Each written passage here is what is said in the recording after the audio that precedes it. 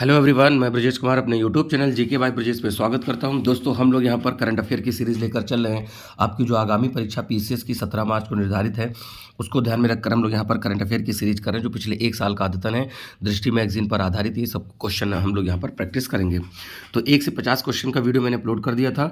अब ये 51 से 100 होगा। ऐसे करके 50-50 क्वेश्चन की सीरीज रहेगी, जिससे कि आपको पढ़ने में आसानी रहे और आगे आने वाली कोई भी परीक्षा हो अगले 3 से 4 महीने में सभी के लिए इंपॉर्टेंट रहेगा।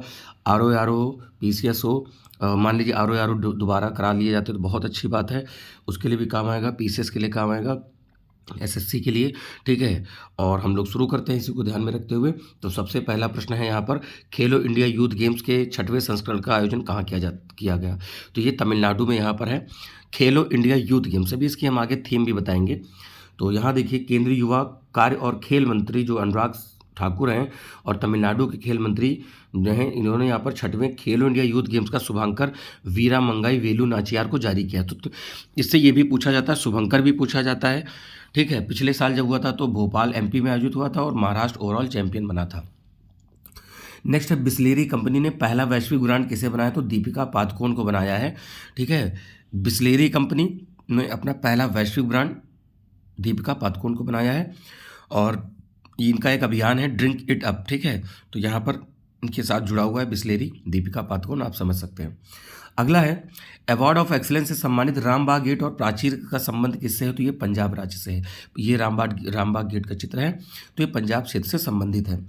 तो यूनाइटेड नेशन के शैक्षणिक, वैज्ञानिक और जिसे हम यूनेस्को कह रहे हैं, इसकी विरासत और सांस्कृतिक भवन के संरक्षण के लिए यूनेस्को एशिया पैसिफिक सांस्कृतिक विरासत संरक्षण पुरस्कार प्रदान किए गए। तो रामबाग गेट और क्या है? वहाँ की प्राचीर। अगला है, विश्व स्वास्थ्य संगठन ने कोरोना वायरस के वेरिएंट ऑफ इंटरेक्ट घोषित किया। तो वेरिएंट ऑफ इंटरेक्ट जो है वो JN1 है। बहुत पूछा जा सकता है, क्योंकि कोविड जब से हुआ तो इससे संबंधित कोई ना कोई अपडेट होती रहती है, कोई वैक्सीन आती रहती है, कोई वेरिएंट आता रहता है। तो वो क्वेश्चन हमारे लिए इंपॉर्टेंट रहेगा, क्योंकि अब आप देख रहे हैं पीसीएस हो, अभी आर ओ देखा, पिछले साल का पीसीएस देखा, स्टेटमेंट वाइज क्वेश्चन आ रहे हैं। 2-3 स्टेटमेंट लिख दिया, फिर 1 2 2 3 सारे, एक भी नहीं, ऐसे ऑप्शन बन रहे हैं। तो वहाँ पर हमें पूरी इन्फॉर्मेशन रखनी होती है, इसलिए किसी भी पॉइंट को हम स्किप नहीं करेंगे। तो इसको WHO ने कहा है, ओमिक्रॉन स्टेट जो आया था उसी के बाद उसका JN1 आया और उसी को वेरिएंट ऑफ इंटरेक्ट कहा गया है। नेक्स्ट है, अंटार्कटिका में खोजी गई जो नई प्रजाति है एस्ट्रोपेलिन हेलानिची, ये क्या है? समुद्री मकड़ी है। ठीक है, मैरीन स्पाइडर आपसे पूछा जाएगा ये क्या है? कोई पेंगुइन है, अब ये ऑक्टोपस दे दे, मकड़ी दे दे। देखिए, अब ये ऑप्शन में ही है, काई है, घोड़ा है, मछली है, तो इस प्रकार से पूछा जाएगा। तो क्या है? एक समुद्री मकड़ी है। अगला है, ऑपरेशन प्रॉस्पेरिटी गार्जियन। तो ये शुरू किया है, यूएसए ने किया है। एक्चुअली हुआ था क्या कि जो यहाँ पर जो लाल सागर है, यहाँ पर हूती रिबेलियंस हैं, इन्होंने क्या किया था कि शिप पे अटैक करना शुरू कर दिया था। तो ये ऑपरेशन प्रॉस्पेरिटी गार्जियन चलाया और इस गठबंधन में देखिए Netherlands, Bahrain, Canada, France, Italy, Seychelles, Spain और ब्रिटेन है। देखिए, ये ऑपरेशंस क्यों पूछे जाते हैं? जैसे हमास और इजराइल का जब मैटर शुरू हुआ तो इजराइल से इंडियन लोगों को निकालने के लिए भारत सरकार ने ऑपरेशन आजे चलाया। ठीक है, जब सूडान में फंसे थे तो ऑपरेशन कावेरी चलाया। टर्की में जब भूकंप आया, टर्की और सीरिया में, तो वहाँ से लोगों को निकालने के लिए ऑपरेशन दोस्त चलाया गया। ठीक है, तो इस तरीके से क्वेश्चन आते रहे हैं, तो हमें सब याद रखना पड़ेगा। अगला है, जीडीपी योगदान देने वाली दूसरी सबसे बड़ी अर्थव्यवस्था भारत की उत्तर प्रदेश है। पहले पे महाराष्ट्र है। महाराष्ट्र किस पे है? पहले पे। यूपी सेकंड पे है कि पूरे भारत की ओवरऑल जीडीपी, यूपी उनका दूसरा योगदान है। तो देखिए, मुख्यमंत्री योगी आदित्यनाथ के नेतृत्व वाली सरकार ने यहाँ पर दूसरी बड़ी अर्थव्यवस्था बनी है और जीडीपी के मामले में महाराष्ट्र पहले स्थान पर 15.7% के साथ पहले पे है। आनंद विवाह अधिनियम कहाँ लागू हुआ? तो ये यहाँ पर जम्मू कश्मीर में लागू हुआ आनंद विवाह अधिनियम। तो देखिए, यहाँ पर लंबे समय से चली आ रही मांग को किसमें? सिख समुदाय। तो यहाँ पर यही पूछा जाएगा किस समुदाय के लिए किया गया। मान लीजिए हिंदू, मुस्लिम, सिख दे दिया गया या किसी ट्राइबल ग्रुप का दे दिया गया, तो वो वहाँ पर हमें ध्यान रखना है कि सिख समुदाय के लिए ये किया है। तो सिख जोड़ों को हिंदू विवाह अधिनियम के बजाय विशिष्ट नियमों के तहत अपने विवाह को पंजीकृत करने की अनुमति मिलती है। चलिए, तो अच्छा, जैसे अब यहाँ पर हम लोगों ने पढ़ा एक कॉमन सिविल कोड जो आर्टिकल 44 में है, तो आपको पता है कि ये अभी आपका उत्तराखंड जो है पहला राज्य बना है। तो ये भी करंट अफेयर को अपडेट करते चलिएगा जो बात हम बोल रहे हैं। अब्दुल फतेह अल सीसी किस देश के तीसरी बार राष्ट्रपति बने हैं? तो ये इजिप्ट के बने हैं। पिछली बार यहाँ पर COP27 हुआ था तो प्रधानमंत्री मोदी गए थे शर्म अल शेख में। शर्म अल शेख यहाँ पर जगह पड़ती है, नरेंद्र मोदी साहब गए थे। ठीक है, तो यहाँ पर देखिए, और 2023 के गणतंत्र दिवस के मुख्य अतिथि भी थे। कौन? राष्ट्रपति अब्दुल फतेह अल सीसी। अच्छा, 2024 की लगे हाथ बात कर लेते हैं। तो 2024 में फ्रांस के जो प्रेसिडेंट हैं इमैनुअल मैक्रोन ये आए हुए थे, तो ये भी याद रखना। नेक्स्ट है IPL 2024 में नीलामी में सबसे महंगे खिलाड़ी, तो ये मिचेल स्टार्क हैं, 24.75 करोड़ में खरीदे गए। इसके बाद पैट कमिंस खरीदे गए जो ऑस्ट्रेलिया के हैं। ठीक है, उनको 20.5 करोड़ के पास खरीदा गया। तो ये जो मिचेल स्टार्क हैं इनको KKR ने खरीदा है। इनकी एक बॉल 6 लाख रुपए की पड़ेगी, मतलब इतने महंगे प्लेयर। और ये जो पैट कमिंस हैं ये 20.5 करोड़ में इनको सनराइजर्स हैदराबाद ने यहाँ पर ख़रीदा है। तो हमें दोनों पॉइंट याद रखने हैं। तो यहाँ पर देखिए, Mitchell Starc 24.75, PAT Cummins 20.5 crore, Sunrisers Hyderabad. ठीक है, तो ये IPL जो 2024 में होगा वो उसका 17वां संस्करण होगा। और अभी आपका लास्ट मार्च या अप्रैल से शुरू है। विश्व बैंक की प्रवासन और विकास रिपोर्ट के अनुसार प्रवासियों की सर्वाधिक संख्या भारत में है। सेकंड पे चाइना हो गया, तीसरे पे रोमानिया हो गया है। ठीक है, तो देखिए भारत प्रवासियों प्राप्त मतलब जो रिफ्यूजीज इंडिया में आते हैं पहले स्थान पर है। ठीक है, तो ये यहाँ पर याद रखना है। नेक्स्ट,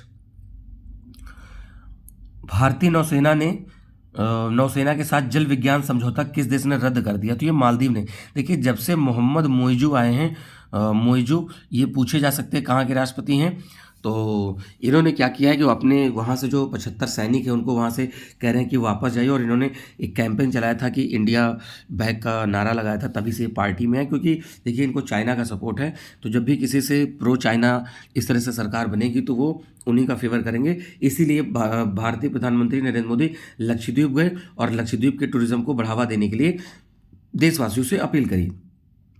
तो भारत को मालदीव से अपने सैन्य कर्मचारियों को वापस लाने के लिए राष्ट्रपति मोहम्मद मुइज़ू ने भारतीय नौसेना और मालदीव रक्षा बल, क्योंकि देखिए वहाँ पर हम लोग के जो सैनिक वहाँ पर भारत ने इनको शिप दे रखा है, उसी की देखरेख रख रखाव के लिए भारतीय सैनिक वहाँ पर हैं, पर इन्होंने वहाँ से वापस जाने के लिए कहा, पर अभी वापस आए नहीं हैं।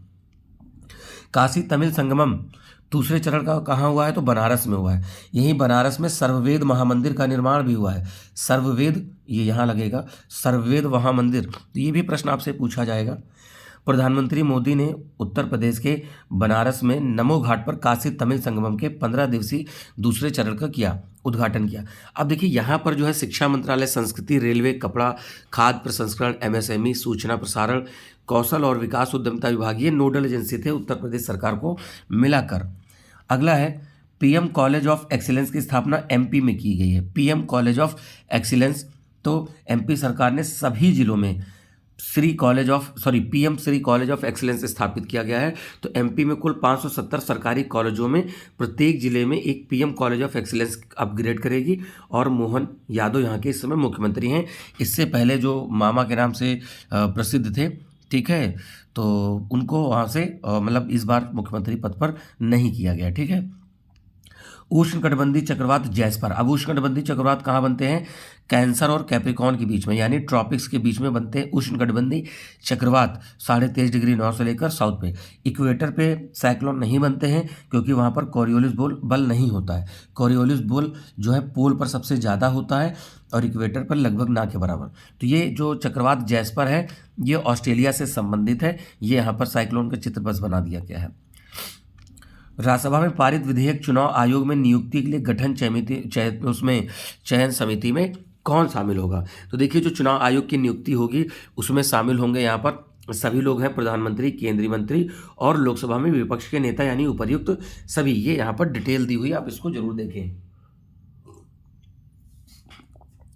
तो राज्यसभा ने मुख्य चुनाव आयुक्त और अन्य चुनाव आयुक्त विधेयक पारित कर दिया है। तो केंद्रीय कानून मंत्री अर्जुन मेघवाल ने इसे प्रस्तुत किया था। तो इसमें देखिए ये ऐसे ही स्टेटमेंट वाइज क्वेश्चन बनेंगे, कहेंगे इनमें कौन कौन शामिल है। पहला PM, दूसरा केंद्रीय लोकसभा के विपक्ष का नेता, दे देंगे राज्यसभा का नेता, ऐसे और कंफ्यूज करेंगे। फिर दे देंगे तो या फिर लोकसभा में जो सबसे बड़ी विपक्षी पार्टी होगी ये, तो इस तरीके से कुछ प्रश्न पूछे जाते हैं। कॉप 28 में रीच गेम चेंजिंग इनोवेटर पुरस्कार किसे दिया है? तो डॉक्टर अतुल शाह। कॉप 28 कहाँ हुआ है भाई? दुबई में हुआ है। अब दुबई कहाँ पड़ेगा आपको पता है? यूएई में पड़ेगा। ठीक है, यहाँ पर कॉप 28 हुआ। अभी मैंने कॉप 27 अपडेट किया था कि इजिप्ट में हुआ था 2000 उसमें, तो उसके बाद यहाँ पर 2000 जो क्या कहते हैं 23 का कॉप 28 यहीं पर हुआ है।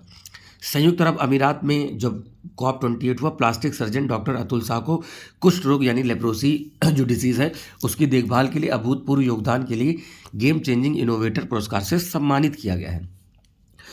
हाल ही में WTA player of the year पुरस्कार 2023 किसे मिला है? ईगा स्वेटक। ईगा स्वेटक 22 वर्षीय खिलाड़ी हैं। तो यहाँ पर देखिए 22 वर्षीय पोलिश खिलाड़ी ईगा स्वेटक ने दूसरी बार सीजन के अंत में एक रैंकिंग हासिल करी और इसने नंबर 1 की रैंकिंग और अपना लगातार दूसरा WTA player of the year पुरस्कार जीता। देखिए इससे पहले सेरेना विलियम्स, ये USA की हैं, ठीक है, तो टेनिस खेलती हैं सेरेना विलियम्स और विलियम्स दोनों ही बहन हैं। सेरेना विलियम्स और एक इन्हीं की और बहन है विलियम्स करके ही हैं, ठीक है। और सेरेना विलियम्स ने 2012 से 2015 तक ये अवार्ड जीता था। विश्व के पहले चौथी पीढ़ी गैस कूल्ड परमाणु रिएक्टर शिदा ओवन संयंत्र अनावरण कहाँ किया गया? तो देखिए नाम से ही पता चल रहा है ये चाइना वाले हैं, चाइना वालों ने किया है।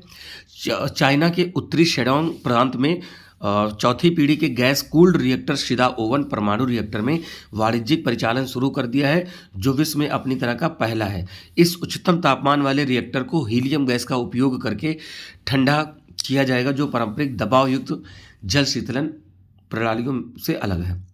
अगला है 2 नई परमाणु संचालित पनडुब्बी जिसमें क्रास्नोयार्स्क और सम्राट अलेक्जेंडर 3 का अनावरण किसने किया है?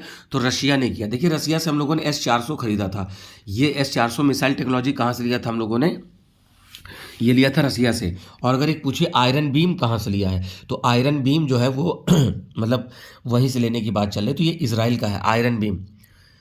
अगला है हाँ, तो इसी का एक्सप्लेनेशन क्या है? तो रूसी राष्ट्रपति व्लादिमीर पुतिन ने 2 नई परमाणु संचालित पनडुब्बियां क्रास्नोयार्स्क और सम्राट अलेक्जेंडर 3, अभी पूछ लेंगे क्या है, मिसाइल है, सबमरीन है, ड्रोन है, इस तरीके से पूछा जाएगा। तो ये सबमरीन है। 2024 में होने वाला संयुक्त जलवायु वार्ता कॉप 29 ये बाकू में होगा, अजरबैजान में एक शहर पड़ता है बाकू। 28 मैंने बताया कहाँ हुआ? दुबई में, यूएई। 27 कहाँ हुआ? तो 27 आपका हुआ था इजिप्ट में हुआ था, शर्म अल शेख में। तो इस तरह से प्रश्न हो सकता है, मिलाने को पूछ ले कहाँ कहाँ हुआ, तो बाकू में होगा और 28 वाला यूएई में किया गया। संसद पर हमले की 22वीं वर्षगांठ कब मनाई गई? तो 13 दिसंबर। ठीक है, तो आपको पता है कि सन 2001 में संसद पर 13 दिसंबर को यहाँ पर पाकिस्तान से जुड़े आतंकी समूहों ने यहाँ पर अटैक कर दिया था संसद में। उसमें अफजल गुरु का नाम आया था और अफजल गुरु को बाद में फांसी भी दी गई। आपको ये पॉइंट याद रखने हैं। अगला है, अभी इसलिए कि देखिए 13 दिसंबर को 2 व्यक्ति क्या है कि एक गैस सिलेंडर लेकर, मतलब छोटे छोटे कुछ थे जो वो उसमें सदन में लेकर कूद गए लोकसभा में। तो ये इंसिडेंट हुआ, कैसे अंदर पहुंच गए, किसी सांसद का पास लेकर गए। ठीक है, order of merit of Italian Republic से किसे सम्मानित किया गया? तो कबीर बेदी को किया गया है order of merit of Italian Republic. ये इटली का है। तो ये मुंबई के गेटवे ऑफ इंडिया में आयोजित अवार्ड सेरेमनी में भारतीय अभिनेता कबीर बेदी को इटली के सर्वोच्च नागरिक सम्मान से सम्मानित किया गया। ये अवार्ड है, आप इसका स्क्रीनशॉट ले लें। हाल ही में आयोजित किए गए कॉप 28 में ग्लोबल रिवर सिटीज अलायंस किसने लॉन्च किया? तो भारत ने किया है, ग्लोबल सिटीज अलायंस। इसमें देखिए बिग कैट अलायंस भी शामिल हुआ जिसमें 7 देश हैं, बिग कैट अलायंस। तो आगे चलकर अभी कवर करेंगे। तो भारत सरकार के जल शक्ति मंत्रालय ने स्वच्छ गंगा के लिए राष्ट्रीय मिशन के नेतृत्व में संयुक्त राष्ट्र जलवायु परिवर्तन सम्मेलन कॉप 28 दुबई में, मतलब यूएई में ग्लोबल रिवर सिटीज अलायंस को लॉन्च किया है। विश्व में पहली बार मीथेन संचालित जो रॉकेट है ZQ-2Y3 किसने लॉन्च किया है? तो लैंड स्पेस ने किया है। ठीक है, तो ये देखिए चाइना का जो ये प्राइवेट सेक्टर का कह सकते हो, और इस तरीके से जैसे भारत में स्काई रूट वगैरह है, यूएसए में आप कह सकते हो कि एलोन मस्क की कंपनी जो स्पेसएक्स है वो प्राइवेट है। तो प्राइवेट सेक्टर के भी लोग मिसाइल कहिए या फिर स्पेस टेक्नोलॉजी में बहुत बढ़ चढ़ के ले रहे हैं। तो ये लैंड स्पेस है, नॉट स्केप, तो लैंड स्पेस जो है ये नाम है चाइना के गांसू प्रांत में ज़ुक्वान सैटेलाइट। अब ज़ुक्वान, अभी इनका नाम ऐसा है तो आपको ज़रूर ध्यान देना है, क्योंकि दूसरे देशों के नाम हम लोग के तरीके से नहीं होते हैं कि बहुत आसानी से पढ़ लें, तो थोड़ा हमें ध्यान रखना पड़ेगा। नेक्स्ट, भारतीय सेना ने कारगिल युद्ध जीत के उपलक्ष्य में ऑनर रन कहाँ आयोजित किया है? तो नई दिल्ली में किया है ऑनर रन। तो कारगिल युद्ध के दौरान ऐतिहासिक सैन्य विजय को श्रद्धांजलि देने के लिए 10 दिसंबर 2023 को जवाहरलाल नेहरू स्टेडियम में नई दिल्ली में honour of army veterans half marathon का यहाँ पर आयोजन किया। सर्वोच्च न्यायालय ने 370 को निरस्त करने का जो केंद्र सरकार का फैसला है बरकरार रखा। इसे कब निरस्त किया गया? तो 2019, 5 अगस्त और 6 अगस्त को देखिए बिल पास होता। 5 और 6 अगस्त को किया था 2019 में, और 370 का जो स्पेशल प्रोविज़न था उसको हटाकर क्या कर दिया गया था, फिर यूटी बना दिया गया था। तो देखिए लद्दाख और जम्मू कश्मीर यूटी हैं, और प्रेजेंट टाइम में लद्दाख सबसे बड़ी यूटी है। तो 5 अगस्त 2019 को ही ये बात हो गई थी। 11 दिसंबर 2023 को सर्वोच्च न्यायालय ने इस निर्णय को बरकरार रखा है। वर्ष 2023 के अंत में एटीपी रैंकिंग में शीर्ष स्थान किसे मिला है? नोवाक जोकोविच। ठीक है, तो ये सर्बिया के 36 वर्षीय खिलाड़ी हैं नोवाक जोकोविच। 8वीं बार एटीपी रैंकिंग में 2023 के अंत में इनको क्या है, पहला स्थान हासिल किया है। जोकोविच ने 4 ग्रैंड स्लैम टूर्नामेंट और से 3 जीते हैं, ऑस्ट्रेलियन, फ्रेंच और यूएस ओपन। ठीक है, यानी विंबलडन इन्होंने नहीं जीता है। ठीक, कार्लोस अल्कराज 2023 में सेकंड स्थान पर हैं और इन्होंने ही विंबलडन जीता है। तो आप ये देख सकते हैं, जो इन्होंने विंबलडन नहीं जीता तो इन्होंने जीत लिया। तो अगर आपसे कल को पूछा जाए कि ऑस्ट्रेलियन ओपन किसने जीता, फ्रेंच, यूएस, तो थ्रू आउट द ईयर किसने जीता है? नोवाक जोकोविच ने जीता है। कार्लोस अल्कराज ने कौन सा जीता है? तो विंबलडन, जो इंग्लैंड में होता है। हाल ही में संयुक्त राष्ट्र सुरक्षा परिषद के गाजा में युद्ध विराम पर प्रस्ताव पर वीटो यूएसए ने किया है। देखिए 5 परमानेंट मेंबर होते हैं यूनाइटेड नेशन सिक्योरिटी काउंसिल में। एक यूएसए हो गया, दूसरा ब्रिटेन हो गया, तीसरा फ्रांस हो गया, चौथा रसिया हो गया, 5वां चाइना हो गया। तो इनका ये नियम है कि अगर किसी एक देश ने भी मना किया कि इस पर आक्रमण होगा या नहीं होगा, तो या युद्ध विराम रोक किया जाए कि नहीं, तो एक ने भी मना किया तो वो बिल पास नहीं होता, 5 की सहमति आवश्यक होती है। तो पूरी बात डिटेल बता दिए। अमेरिकी उप राजदूत जो है रॉबर्ट वुड ने न्यूयॉर्क में यूनाइटेड नेशन के मुख्यालय में प्रस्ताव पर वीटो कर दिया। 27वां अंतर्राष्ट्रीय निवेश सम्मेलन कहाँ किया गया? तो भारत ने किया है, मेजबानी भारत ने करी है। तो 11 से 14 दिसंबर तक नई दिल्ली में आयोजित हुआ है। तो India international convention centre and expo centre Yashobhoomi में 27वें निवेश संवर्धन। ठीक है, तो इस तरह से यहाँ पर भारत ने इसकी मेजबानी की है, इंटरनेशनल इन्वेस्टमेंट समिट। हनुक्का त्यौहार किससे संबंधित है? यहूदियों से। ठीक है, तो जीव से संबंधित है यहाँ पर। तो यहाँ पर देखिए हनुक्का त्यौहार जिसे आमतौर पर यहूदी क्रिसमस के रूप में मनाया जाता है, और ये विश्व स्तर पर मनाया जाता है हनुक्का। बीबीसी के नए अध्यक्ष कौन है? डॉक्टर समीर हैं। ब्रिटिश सरकार ने बीबीसी के नए अध्यक्ष डॉक्टर समीर शाह को बनाया है। भारतीय मूल के media executive doctor Sameer Shah को बीबीसी के नए कह सकते हो कि एग्जीक्यूटिव रूप में यहाँ पर शामिल किया है। अगला है, किस राज्य में लकाडोंग हल्दी को जीआई टैग मिला? तो ये मेघालय की है। ठीक है, लकाडोंग, जैसे कंधमाल हल्दी उड़ीसा की है। कहाँ की? उड़ीसा की। कौन सी? कंधमाल। तो इस तरीके से पूछे जाते हैं प्रश्न, क्योंकि जीआई टैग से संबंधित क्वेश्चन हमेशा पूछे गए, तो हमें उसको याद रखना है। तो मेघालय की लकाडोंग हल्दी जो है इसको प्रतिष्ठित जीआई टैग दिया गया है। तो वैसे बहुत सारी चीज़ें, जैसे मधुबनी पेंटिंग बिहार है, यूपी में महोबा का पान है, अमरोहा का ढोलक है, फिर ठीक है इसी तरह आप देखेंगे कोल्हापुरी चप्पल महाराष्ट्र की हो जाएगी। तो इसी तरह तेलिया रुमाल है तेलंगाना की तरफ, इसी तरह मेघालय में, आसाम में तो जीआई टैग मिलते रहे हैं। सबसे पहले दार्जिलिंग चाय को 2004 मिला था। तो देखिए यहाँ पर मेघालय के 3 और नए हैं। गारो डा कमांडा पारंपरिक पोशाक है, लारनाई मिट्टी के बर्तन हैं, चारो चुबची मादक पेय है, कोई अल्कोहलिक पेय है। नेशनल क्राइम रिकॉर्ड ब्यूरो की रिपोर्ट के अनुसार भारत का सबसे सुरक्षित शहर कोलकाता है। एनसीआरबी की रिपोर्ट प्रतिवर्ष आती है, तो देखा जाता है कौन सा शहर, कौन सा राज्य और महिलाओं के प्रति कौन सा शहर सुरक्षित है, ऐसे क्वेश्चन आते हैं। तो पश्चिम बंगाल में कोलकाता में प्रति लाख लोगों पर संख्या अपराध 86.5 है। मतलब 1 लाख लोगों में सिर्फ इतने लोग मामले दर्ज करते हैं कि हमको कोई समस्या क्रिएट हुई है।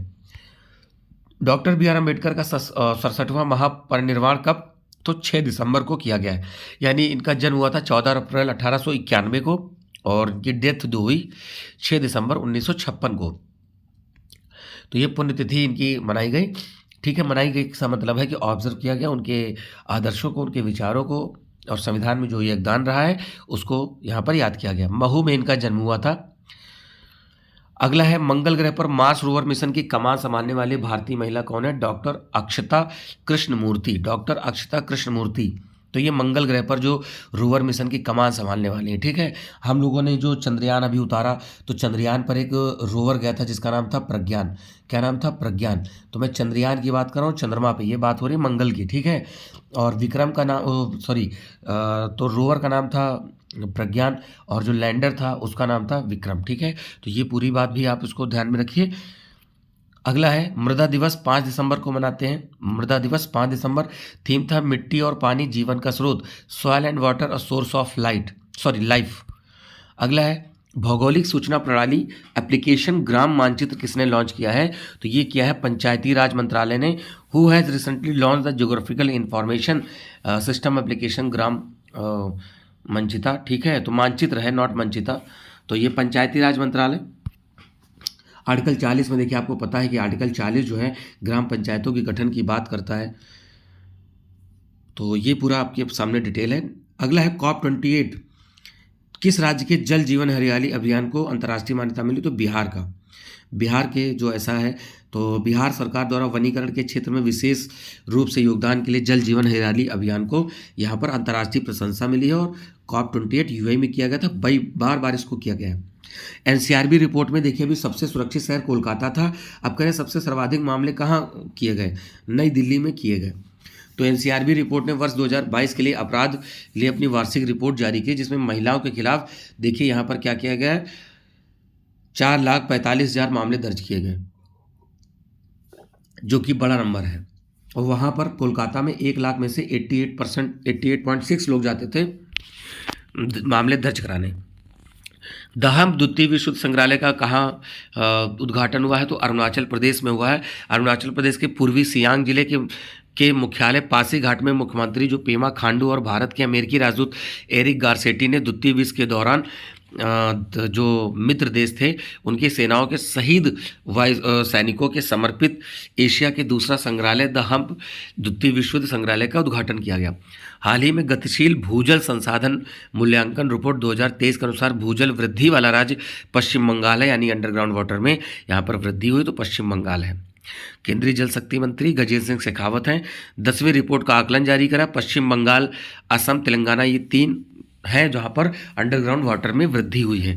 नेक्स्ट है विश्व डिजिटल प्रतिस्पर्धा रैंकिंग 2023 में भारत का कौन सा स्थान है? तो 49वां है। जैसे भारत की रैंकिंग देखिए, 111 हम लोग भूख में हैं, ठीक है, 126 में किस में है? पीस में भी और हैप्पीनेस में। 161 किस में है? प्रेस फ्रीडम में है। तो इस तरह से प्रश्न पूछे जाएंगे, तो हमें याद रखना है। इनोवेशन वाले में 40 हैं। International institute for management development द्वारा जारी विश्व डिजिटल प्रतिस्पर्धात्मक रैंकिंग को भारत में 64 में से 49वां स्थान मिला है और संयुक्त राज्य अमेरिका डिजिटल राष्ट्र के रूप में शीर्ष स्थान है। अंतर्राष्ट्रीय समुद्री संगठन में पुनः निर्वाचित होने हुआ है भारत। इसका मुख्यालय कहाँ है? तो लंदन में है। इंटरनेशनल मैरीटाइम ऑर्गेनाइजेशन की बात हो रही है, ठीक है। तो भारत इसके लिए परिषद के लिए फिर से चुना गया है और आईएमओ की 33वीं बैठक लंदन के मुख्यालय पर हुई थी। चक्रवात मिचोंग किस देश ने नाम रखा? म्यांमार ने रखा है। कहाँ आया? बंगाल की खाड़ी। तो ये दोस्तों बंगाल की खाड़ी है, ये अरब की खाड़ी है, मतलब अरब सागर है। ये इधर गुजरात है, महाराष्ट्र, गोवा, कर्नाटक, केरल, ठीक है। मिचोंग साइक्लोन, तो मिचोंग साइक्लोन इसका नाम मतलब दिया है, म्यांमार ने दिया है। अगला यूनाइटेड नेशन ह्यूमन, जो यहाँ पर बात हो रही है, तो रिपोर्ट जो यहाँ पर नॉनसेंस शरणार्थी जो है, ठीक है। तो यहाँ पर ये नॉनसेंस शरणार्थी पुरस्कार 2023 अब्दुल्लाही मायर को दिया गया है। नाम पढ़ने में थोड़ा सा टाइम लगता है। सोमालिया के पत्रकार और पूर्व शरणार्थी अब्दुल मायर जो हैं, ये विस्थापित बच्चों की शिक्षा के लिए ऐसे ही जो बच्चे भीख मांगते थे, कैलाश सत्यार्थी को नोबेल का शांति पुरस्कार मिला था 2016 में मलाला यूसुफजई के साथ। तो ये यूएसए का नॉनसेंस शरणार्थी पुरस्कार है। इससे पहले उनको भी मिल चुका है, एंजेला मर्केल जो जर्मनी की चांसलर थी। तो इस तरह से शरणार्थियों को के विषय में काम करने के लिए विशेष प्रोत्साहन के लिए अवार्ड दिया जाता है। तो अगला है शैक्षणिक रूप से कमजोर विद्यार्थियों के लिए मिशन दक्ष किस राज्य ने किया है? तो बिहार ने किया। अभी बिहार को अंतर्राष्ट्रीय वो मिली थी, प्रशंसा मिली थी ग्रीनरी बढ़ाने के लिए। तो दिसंबर 23 में बिहार शिक्षा विभाग ने प्राथमिक विद्यालयों के शैक्षिक रूप से कमजोर 25 लाख विद्यार्थियों को सलाह देने के लिए मिशन दक्ष लॉन्च किया गया था। तो 0 से 3 8 मतलब तीसरी से 8वीं के ऐसे छात्र जो हिंदी वाक्य धारा प्रवाह नहीं पढ़ सकते उनके लिए है। और मौलिक गणित में सक्षम ना हो, मतलब जो गणित है, अंग्रेजी वर्णमाला की जानकारी का अभाव हो, 3 बजे के बाद विशेष कक्षाएं इनकी आयोजित करी जाएंगी। तो ये कुछ इसकी डिटेल है, आप जरूर समझें। केंद्रीय सरकार के साथ शांति समझौता जो यहाँ पर हुआ यूनाइटेड नेशन लिबरेशन फ्रंट का संबंध किससे है? तो मणिपुर से है। ठीक है, मणिपुर से है। तो केंद्र और मणिपुर सरकार ने मणिपुर में पुराने विद्रोही संगठन यूनाइटेड नेशनल लिबरेशन फ्रंट के एक गुट के साथ शांति समझौता किया और 59 वर्षों के इतिहास में यह एक पहला संगठन बन गया जिसने शांति समझौता पर साइन किया है। आधिकारिक तौर पर समलैंगिक विवाह का पंजीकरण वाला पहला एशियाई देश, तो ये नेपाल बन गया है। नेपाल बन गया है यहाँ पर। तो क्या है कि नेपाल के उच्चतम न्यायालय द्वारा समलैंगिक विवाह को वैध घोषित किए जाने के 5 महीने बाद औपचारिक रूप से इस विवाह को पंजीकृत किया गया और नेपाल ऐसा पहला देश बना है साउथ एशिया में। ये अपना आखिरी क्वेश्चन है। भारतीय भूवैज्ञानिक सर्वेक्षण की टीम को 115 मिलियन वर्ष पुराना सार्क जीवाश्म कहाँ मिला है? तो राजस्थान के जैसलमेर मिला है। तो शोधकर्ताओं की टीम है राजस्थान के जैसलमेर क्षेत्र में भारत के पहले अर्ली क्रिटेशियस सार्क जीवाश्म की खोज की है। ठीक है, और यहाँ पर ये इतना नाम है, शीर्षक प्रकाशित हुआ, तो ये तो नहीं पूछा जाएगा। तो ये आपके 100 क्वेश्चन हो गए। 50-51 से 100 हम लोगों ने पहला वीडियो अपलोड कर दिया था, उसको भी देखें। और इसी तरह ये पीसेस को ध्यान में रखकर आपकी तमाम तरह की आपकी बीपीएससी परीक्षा हो, ट्री वाली जो है, ठीक है, तो सभी में काम आएगा। तो जो लोग नए प्लीज़ चैनल को सब्सक्राइब करें, दोस्तों में शेयर करें, और हम लोग ऐसे ही इस सीरीज़ को कंटिन्यू करेंगे। घटनाचक्र सीरीज़ का पॉलिटी ज्योग्राफी चल रहा है और बहुत जल्दी आपके सामने हिस्ट्री की भी सीरीज़ आएगी। तो मिलेंगे दोस्तों नए वीडियो के साथ, नए क्वेश्चन के साथ। तब तक के लिए नमस्कार, थैंक यू, जय हिंद दोस्तों।